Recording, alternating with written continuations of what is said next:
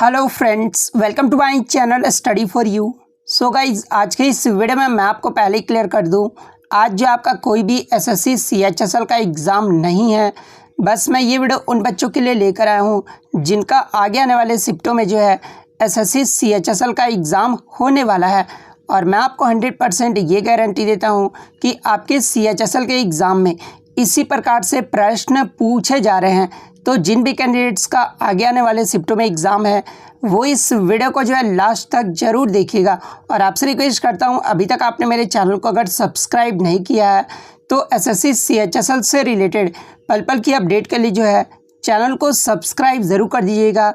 और बगल में ही आपको एक बेल आइकन यानी घंटे का निशान भी दिख रहा होगा, तो आप उसे भी जो है ज़रूर प्रेस कर दीजिएगा। तो चलिए वीडियो को स्टार्ट करते हैं। तो आज का जो आपका पहला क्वेश्चन है कि मणिपुर का राजकीय फूल क्या है। तो देखिए, मणिपुर का जो राजकीय फूल है ना, ये आपका लिलियम मैकलिनिया है। कभी कभी ऑप्शन में लिलियम मैकलिनिया ना देकर जो है इसका सामान्य नाम सिरोई लिली दे दिया जाता है। तो इन दोनों में से जो भी ऑप्शन में दिया रहा है वो आपका करेक्ट आंसर होगा। बात कर ले अन्य राज्य के राजकीय फूल के बारे में, जैसे कि मेघालय राज्य का पूछा जाता है कि राजकीय फूल क्या है, तो ये आपका गम्हारी है और ये जो आपका वनस्पति नाम है। मिजोरम राज्य का जो राजकीय फूल है ये आपका रेड वंदा है। नागालैंड का अगर पूछा जाए तो ये आपका रेडोडेंड्रोन है। सिक्किम का अगर पूछा जाए तो ये आपका नोबल आर्किड है। त्रिपुरा राज्य का जो राजकीय फूल है ये आपका नाग केसरी है। तो ये सारे फैक्ट आपको ध्यान में रखना है।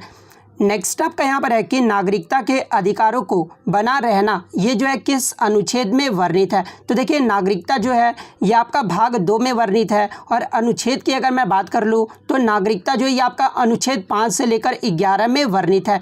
लेकिन नागरिकता के अधिकारों का जो वर्णन है ना, ये आपका अनुच्छेद 10 में किया गया है। तो अनुच्छेद 10 आपका करेक्ट आंसर होगा। नेक्स्ट क्वेश्चन आपका यहाँ पर है कि भारत में पोषण माह यानी न्यूट्रिशन मंथ जो है ये कब मनाया जाता है। तो देखिए, भारत में पोषण माह जो है ये सितंबर के महीने में मनाया जाता है। तो सितंबर महीना आपका यहाँ पे करेक्ट आंसर होगा।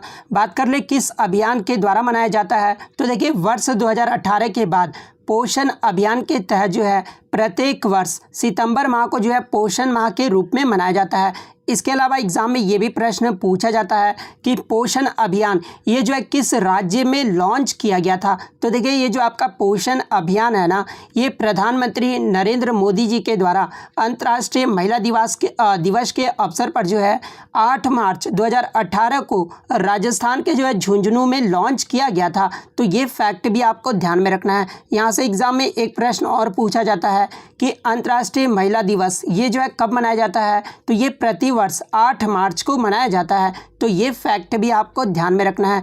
नेक्स्ट आपका यहाँ पर है कि मांड गायकी ये जो आपका गायन शैली है ना, ये किस राज्य में प्रचलित है। तो देखिए, ये जो आपका मांड गायकी जो गायन शैली है ना, ये आपका राजस्थान राज्य में प्रचलित है। तो राजस्थान आपका यहाँ पे करेक्ट आंसर होगा। एग्जाम में जो है प्रसिद्ध मांड गायकों के नाम पूछे जाते हैं। तो देखिए, प्रसिद्ध मांड गायकों में बीकानेर से जो है अल्लाह जिलाई बाई, जिसे जो है 1982 में पद्म श्री पुरस्कार से सम्मानित किया गया था। उदयपुर की मांगी बाई आर्य और गवरी बाई ये जो है आपका प्रसिद्ध मांड गायकों में शामिल है। तो ये फैक्ट भी आपको ध्यान में रखना है। नेक्स्ट क्वेश्चन आपका यहाँ पर है कि एडिटर्स गिल्ड ऑफ इंडिया इसकी जो स्थापना है ये कब हुआ था। तो देखिए, एडिटर्स गिल्ड ऑफ इंडिया की जो स्थापना है ना, ये 1978 में किया गया था। और किस उद्देश्य से किया गया था एडिटर्स गिल्ड ऑफ इंडिया का। तो देखिए, प्रेस की स्वतंत्रता की रक्षा करने और समाचार पत्रों और पत्रिकाओं को जो है संपादकीय नेतृत्व के मानकों को ऊपर उठाने के दोहरे उद्देश्य के साथ जो है ये एडिटर्स गिल्ड ऑफ इंडिया की स्थापना जो है 1978 में किया गया था। तो 1978 आपका करेक्ट आंसर होगा।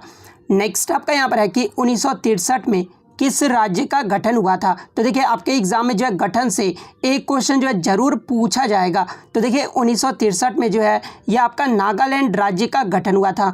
नागालैंड राज्य का गठन ये जो है कब हुआ था, तो ये 1 दिसंबर 1963 को हुआ था। और ये जो आपका असम से अलग हुआ था। तो नागालैंड आपका यहाँ पे करेक्ट आंसर होगा।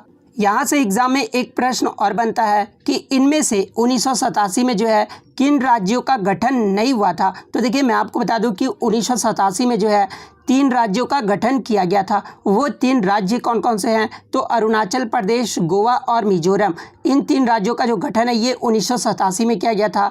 1972 में जो है 3 राज्यों का गठन हुआ था। मणिपुर, मेघालय और त्रिपुरा, ये 3 राज्यों का जो गठन है ये आपका 1972 में हुआ था। और 2000 में जो है 3 राज्यों का गठन किया गया था। 2000 में कौन से 3 राज्यों का गठन किया गया था? तो एक तो आपका छत्तीसगढ़, झारखंड जो कि आपका बिहार से अलग हुआ था, और उत्तराखंड, ये 3 राज्यों का जो गठन है ना ये 2000 ईस्वी में किया गया था। सिक्किम राज्य का गठन एग्जाम में पूछा जाता है तो ये 1975 में हुआ था। हरियाणा और चंडीगढ़ राज्य का जो गठन है ये आपका 1966 में हुआ था। महाराष्ट्र और गुजरात राज्यों का जो गठन है ना ये 1960 में हुआ था। आंध्र प्रदेश, कर्नाटक, केरल, मध्य प्रदेश, पंजाब, राजस्थान और पश्चिम बंगाल, इन राज्यों का जो गठन है ना ये आपका कब हुआ था? तो ये आपका 1 नवंबर 1956 को हुआ था। तो ये फैक्ट भी आपको ध्यान में रखना है। नेक्स्ट आपका यहाँ पर है कि 2018 में यूनिसेफ इंडिया ने जो है देश की प्रथम युवा राजदूत यानी जो है फर्स्ट एवर यूथ एम्बेसडर जो है ये किस एथलीट को बनाया था? तो देखिए 2018 में यूनिसेफ इंडिया के द्वारा जो है देश की प्रथम युवा राजदूत यानी यूथ एम्बेसडर जो है ये हिमा दास को बनाया गया था। तो हिमा दास आपका करेक्ट आंसर होगा। यहाँ से एग्जाम में एक प्रश्न और बनता है कि ढींग एक्सप्रेस के नाम से ये जो है किसे जाना जाता है? तो देखिए हिमा दास को जो है ढींग एक्सप्रेस के नाम से जाना जाता है। हिमा दास जो ये किस राज्य से संबंधित है? तो ये आपका असम राज्य का एक भारतीय स्प्रिंटर यानी धावक है। तो ये फैक्ट भी आपको ध्यान में रखना है।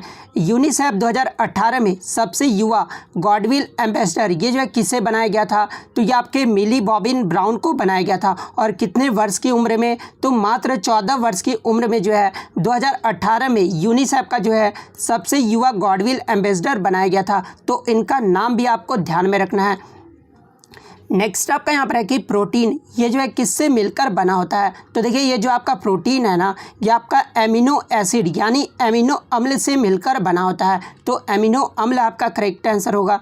नेक्स्ट आपका यहाँ पर है कि भारत की सबसे युवा 21 वर्षीय मेयर ये जो है कौन बनी है? तो देखिए भारत की जो सबसे युवा 21 वर्षीय मेयर जो है ये आर्या राजेंद्रन बनी है। तो आर्या राजेंद्रन आपका करेक्ट आंसर होगा। यहाँ से एग्जाम में एक प्रश्न और बनता है कि भारत की सबसे युवा 21 वर्षीय मेयर ये जो आर्या राजेंद्रन है ना ये किस नगर निगम की जो है ये मेयर बनी है? तो ये जो आपका तिरुवनंतपुरम कॉरपोरेशन की जो है नगर निगम की जो है ये मेयर बनी है। तो ये फैक्ट भी आपको ध्यान में रखना है।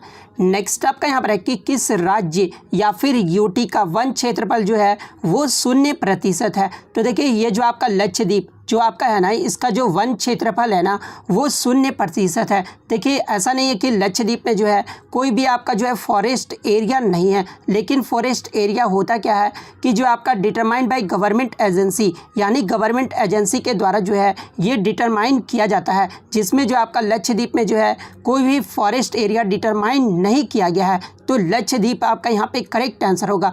इसके अलावा जो है 2019 का जो फॉरेस्ट रिपोर्ट आया था यहाँ से जो आपके एग्जाम में प्रश्न पूछे जाते हैं, जैसे कि एग्जाम में पूछा जाता है कि कुल वन और वृक्ष आवरण देश का भौगोलिक क्षेत्र ये जो है कितना % रहा था? तो ये आपका 24.56% रहा था। वहीं अगर कुल वन आवरण की बात कर ले जो देश का भौगोलिक क्षेत्र कितना % रहा था? तो 21.67% रहा था। ट्री कवर देश का जो भौगोलिक क्षेत्र कितना % रहा था? तो ये आपका 2.89% रहा था। वहीं भारत में सबसे बड़ा वन क्षेत्र ये जो है किसका रहा था? तो देखिए क्रम अनुसार आप ध्यान में रख लीजिए कि भारत का जो सबसे बड़ा वन क्षेत्र रहा था वो आपका पहले तो मध्य प्रदेश रहा था, सेकंड में आपका अरुणाचल प्रदेश आ जाएगा, थर्ड में छत्तीसगढ़, फोर्थ में आपका उड़ीसा, पांचवें पे आपका जो है महाराष्ट्र राज्य था। तो ये आपका क्रम जो आपको ध्यान में रखना है। वहीं अगर कुल भौगोलिक क्षेत्र में प्रतिशत के रूप में वन क्षेत्र में सबसे पहले स्थान पे कौन सा राज्य रहा था? तो ये आपका मिजोरम रहा था। इसका जो भौगोलिक क्षेत्र जो % रहा था वो 85.41% रहा था। सेकंड में आपका अरुणाचल प्रदेश रहा था, इसका जो भौगोलिक क्षेत्र रहा था वो 79.63% रहा था।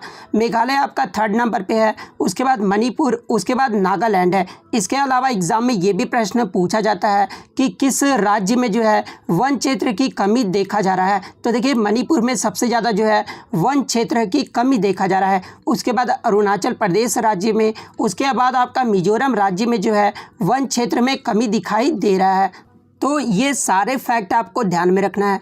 नेक्स्ट आपका यहाँ पर है कि अंतर्राष्ट्रीय बाल शांति पुरस्कार 2020 यानी इंटरनेशनल चिल्ड्रन पीस प्राइज़ 2020 जो है ये किसे दिया गया था। तो देखिए 2020 का जो अंतर्राष्ट्रीय बाल शांति पुरस्कार है ये बांग्लादेश के सादत रहमान को दिया गया था। तो सादत रहमान आपका करेक्ट आंसर होगा। और ये जो पुरस्कार है सादत रहमान को क्यों दिया गया था, तो ये जो पुरस्कार है ना ये साइबर बुलिंग को रोकने के लिए जो है उनके द्वारा स्थापित सामाजिक संगठन और मोबाइल ऐप साइबर टीन्स को विकसित करने की भागीदारी के लिए जो है उन्हें ये पुरस्कार जो है प्रदान किया गया था। वहीं अगर बात कर ले 2019 में ये जो पुरस्कार है ये किन्हें दिया गया था, तो ये ग्रेटा थुनबर्ग जो कि स्वीडन के रहने वाले हैं और डिविना मैलोम जो कि कैमरून के रहने वाले हैं, तो इन्हें जो है 2019 का ये पुरस्कार दिया गया था।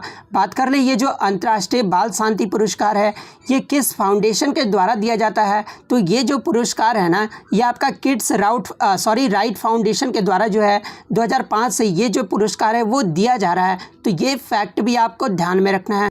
नेक्स्ट क्वेश्चन आपका यहाँ पर है कि 1953 को गठित मैसूर राज्य का जो वर्तमान नाम है वो क्या है। तो देखिए मैसूर राज्य का जो गठन है ना ये 1953 में किया गया था और वर्तमान में जो इसका नाम है ये कर्नाटक है। यहाँ से एग्जाम में एक प्रश्न और बनता है कि मैसूर राज्य को नाम बदलकर जो है कर्नाटक कब कर दिया गया था। तो देखिए मैसूर राज्य का नाम बदलकर जो है कर्नाटक 1973 में कर दिया गया था। तो ये फैक्ट भी आपको ध्यान में रखना है। नेक्स्ट आपका यहाँ पर है कि विंडो 10 में कौन सा फंक्शन की जो है वॉल्यूम बढ़ाने का कार्य करता है। तो देखिए ये जो आपका फंक्शन की के साथ आप जब F8 प्लस करोगे ना तो ये जो आपका वॉल्यूम बढ़ाने का जो है कार्य करेगा, ये भी किस में, तो ये आपका विंडो 10 में करेगा। तो फंक्शन की प्लस F8 आपका यहाँ पे करेक्ट आंसर होगा। बात कर ले अगर एग्जाम में पूछा जाए कि वॉल्यूम कम करने के लिए कौन सा फंक्शन की जो है वो कार्य करता है, तो देखिए वॉल्यूम कम करने के लिए आपका फंक्शन की के साथ जो है आप जब F7 की जो है प्रेस करोगे ना तो ये आपका जो है वॉल्यूम कम हो जाएगा। वहीं अगर म्यूट करने की बात कर लें तो फंक्शन की के साथ आपको F6 जो है वो प्रेस करना होगा। और रोशनी यानी ब्राइटनेस बढ़ाने के लिए जो है आपको फंक्शन की के साथ F3 जो है वो प्रेस करना होगा। वहीं अगर ब्राइटनेस कम करने के लिए जो है आपको फंक्शन की के साथ F2 जो है वो प्रेस करना होगा। स्पेलिंग चेक और ग्रामर चेक के लिए जो है आपको कौन सा की यूज़ करना होगा, तो आपको जो है फंक्शन की के साथ F7 की जो है वो यूज़ करना होगा। तो ये फैक्ट भी आपको ध्यान में रखना है। नेक्स्ट आपका यहाँ पर है कि मौसम के पूर्वानुमान के लिए जो है किस प्रकार का कंप्यूटर जो है उपयोग किया जाता है। तो देखिए मौसम के पूर्वानुमान के लिए जो है ये आपका सुपर कंप्यूटर का उपयोग किया जाता है। तो सुपर कंप्यूटर आपका करेक्ट आंसर होगा। नेक्स्ट आपका यहाँ पर है कि किस राज्य की महिलाओं द्वारा जो है अपने सिर को ठंडी हवा से बचाने के लिए रहीदे नामक स्कार्फ जो है वो सिर पर पहना जाता है। तो देखिए हिमाचल प्रदेश की महिलाओं द्वारा जो है अपने सिर को ठंडी हवा से बचाने के लिए जो है ये रहीदे नामक स्कार्फ जो है वो सिर पर पहना जाता है। तो हिमाचल प्रदेश आपका करेक्ट आंसर होगा। नेक्स्ट आपका यहाँ पर है कि CMERI के द्वारा जो है दुनिया का सबसे बड़ा सौर वृक्ष यानी सोलर ट्री जो है ये कहाँ पर स्थापित किया गया है। तो देखिए ये जो आपका CMERI के द्वारा जो सोलर ट्री है ना ये आपका पश्चिम बंगाल के दुर्गापुर में स्थापित किया गया है। तो पश्चिम बंगाल आपका करेक्ट आंसर होगा। नेक्स्ट क्वेश्चन आपका यहाँ पर है कि Indian state with highest road length यानी सर्वाधिक रोड नेटवर्क जो है ये किस राज्य में है। तो देखिए भारत का सर्वाधिक रोड नेटवर्क जो है ये आपका महाराष्ट्र राज्य में है। नेक्स्ट आपका यहाँ पर है कि निक्षय पोषण योजना ये जो आपका किससे संबंधित है। तो देखिए ये जो आपका निक्षय पोषण योजना जो है ना ये आपका टीबी से संबंधित है। तो टीबी आपका यहाँ पे करेक्ट आंसर होगा। और ये जो योजना है ना ये देश के जो लोग टीबी से ग्रसित है उन्हें केंद्र सरकार द्वारा अपने भोजन खरीदने इलाज के लिए जो है प्रति माह 500 रुपये की धनराशि वित्तीय सहायता के रूप में जो है प्रदान किया जाएगा। तो यहाँ से एग्जाम में एक प्रश्न और बन सकता है कि निक्षय पोषण योजना के तहत जो आपका प्रति माह कितने रुपए की जो धनराशि है वो प्रदान किया जाएगा। तो 500 रुपये की धनराशि जो है वो वित्तीय सहायता के रूप में प्रदान किया जाएगा।